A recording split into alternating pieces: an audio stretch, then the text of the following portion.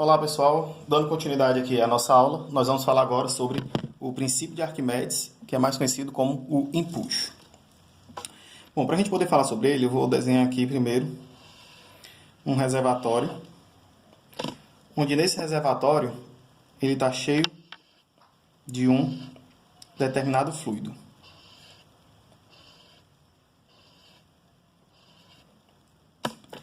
Eu vou pegar aqui uma região quadrada desse meu fluido para poder facilitar aqui as nossas contas. Se você lembrar do vídeo anterior, o que é que a gente tem? Nessas laterais, nós vamos ter uma pressão sendo exercida sobre esse meu objeto fictício que eu separei aqui.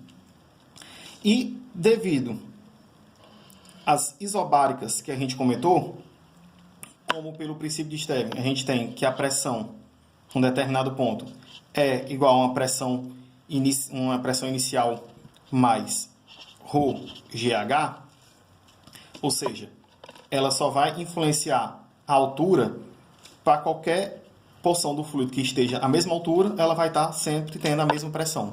Ou seja, toda a pressão exercida do lado esquerdo desse meu cubo vai ser igual à pressão exercida do lado direito. Então, isso aqui, o que é que eu tenho? Que a pressão do lado esquerdo vai ser igual aqui à pressão do lado direito. Consequentemente, o que é que vai acontecer aqui? Nós vamos ter uma situação de equilíbrio. Por quê? Porque se a gente considerar aqui um cubo, a área dessa lateral vai ser igual à área dessa outra lateral aqui. Desse modo, se eu multiplicar essa equação aqui pela área dos dois lados, como a gente sabe que a pressão é força sobre área, se eu multiplicar a pressão pela área, eu tenho a força. Então, a força que está sendo exercida do lado esquerdo vai ser igual à força que está sendo exercida do lado direito. Desse modo, a gente vai ter o quê? Um equilíbrio dessas forças. Bom, agora vamos analisar o que acontece se eu pegar um ponto que esteja na parte de cima desse cubo e um ponto que esteja aqui na parte de baixo desse meu cubo. Se eu considerar que a profundidade que ele está aqui vai ser uma altura H1, para esse meu ponto de cima que eu vou chamar aqui de P1, eu vou ter o quê? A pressão do ponto 1 vai ser o quê? A pressão aqui da atmosfera mais o meu ρg H1. Para esse meu ponto aqui embaixo, que vai ser o ponto P2, vamos considerar que esse nosso cubo tem um comprimento L, um lado L. Como é que vai ser a pressão no ponto 2? A pressão no ponto 2 também vai ter a pressão atmosférica vindo lá de cima, mas essa porção de líquido que está aqui em cima até chegar no meu ponto 1, que vai ser quem? O ρgH1, mais a quantidade de líquido que vem aqui nessa distância, que é o meu próprio comprimento L. Então, vai ser ρgL. Pronto, então é isso que a gente tem. Se eu for calcular a diferença de pressão entre esse ponto e esse, o que é que a gente vai ter aqui? P2 menos P1 vai ser igual a quem? Observe que a pressão atmosférica do ponto 1 vai cancelar com essa pressão atmosférica. O meu ρgH1 também vai cancelar com esse ρgH1 da minha P2. Sobrando apenas quem? ρgL. Pronto. Agora, como a gente está considerando aqui o cubo, esse cubo aqui embaixo vai ter uma certa área A, que vai ser o mesmo valor dessa área A aqui em cima. Então, se eu fizer a multiplicação de toda essa equação por essa área da base, o que é que a gente vai ter aqui? Pressão 2 vezes a área 2 seria a força 2 que está sendo exercida aqui de baixo para cima. P1 vezes a área vai ser a força 1 que está sendo exercida aqui de cima para baixo.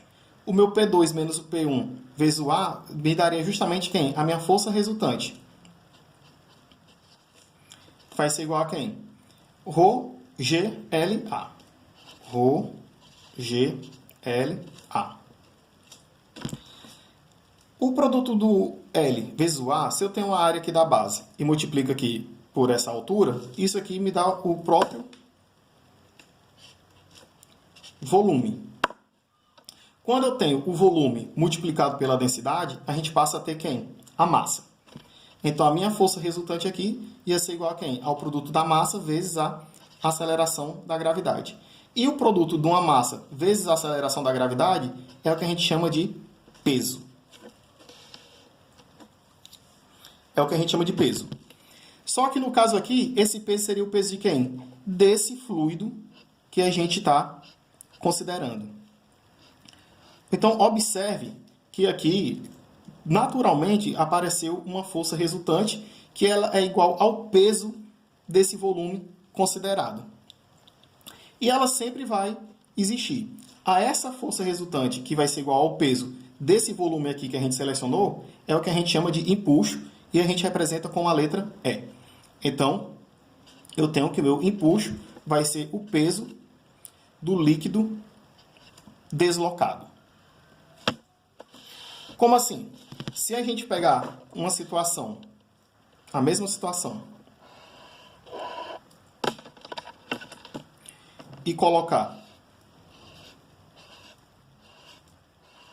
um objeto de dimensões iguais, dessa vez agora um objeto real de dimensões iguais ao que a gente utilizou para chegar nessa relação, o que é que a gente tem?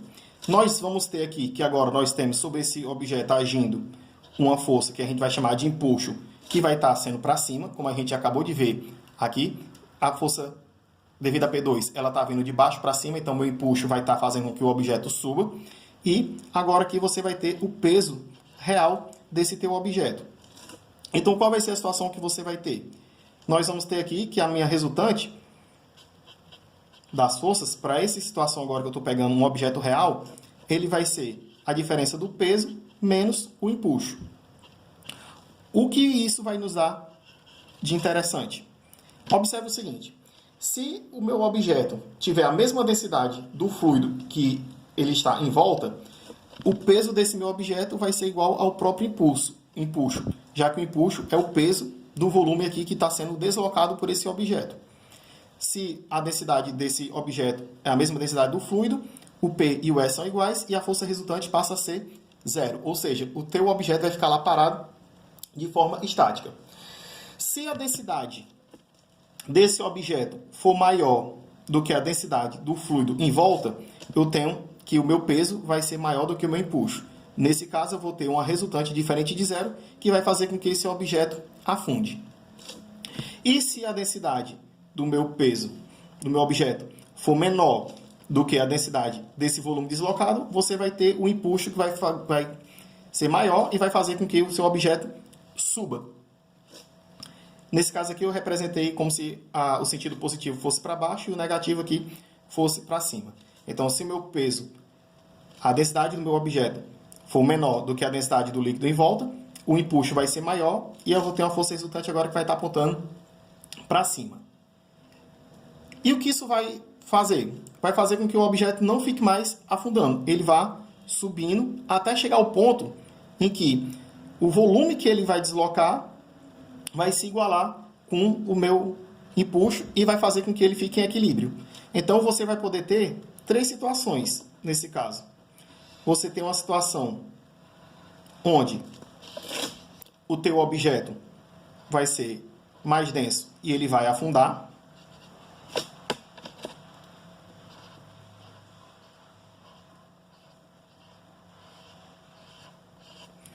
Você pode ter uma situação em que as densidades são iguais e o seu objeto vai ficar parado na posição que você colocou.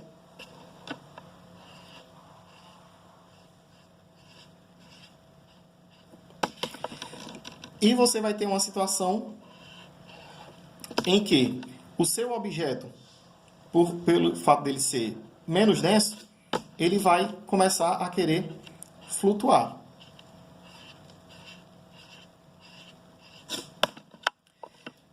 Lembrando que ele vai poder afundar um pouquinho nesse nível da água, só que agora a quantidade de volume que ele vai deslocar vai ser o que vai ser suficiente para igualar com a força-peso e fazer com que esse objeto fique novamente estático. Então, o meu empuxo, ele basicamente vai querer fazer isso.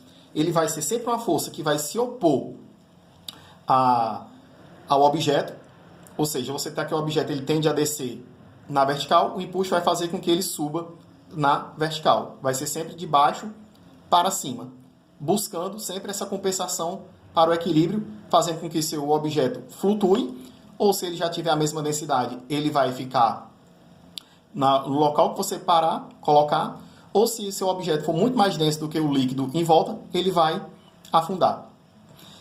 Isso aqui você pode até analisar, que seria mais ou menos o funcionamento que tem lá do submarino. No submarino, o que é que acontece? Ele, quando não está com as comportas cheias de água, ele é menos denso, aí ele vai estar na superfície.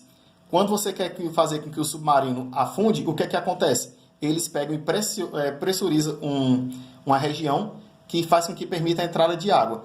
Permitindo a entrada dessa água, o que é que vai acontecer? O seu submarino vai começar a ficar mais pesado, vai começar a ficar mais denso e ele começa a afundar. E a profundidade que esse meu submarino vai navegar dentro do mar vai depender da quantidade de água que eu coloco para dentro ou para fora até fazer esse equilíbrio. Se eu quero que ele afunde mais, eu deixo mais água entrar até ele chegar na profundidade que eu quero. Depois disso, eu faço com que ele pare para poder ficar com a mesma densidade do líquido, para ele poder ficar sempre se deslocando naquela região. Quando eu quero fazer com que o meu submarino suba, eu expulso a água de dentro dele, fazendo com que ele fique menos denso e ele comece a subir novamente. Bom, pessoal, o princípio de Arquimedes, que vai ser aqui, no caso, o princípio de push vai ser isso aqui. E no próximo vídeo a gente vai colocar algumas aplicações práticas, tanto do princípio de Stevin, quanto de Pascal, quanto o princípio de Arquimedes. Até o próximo vídeo.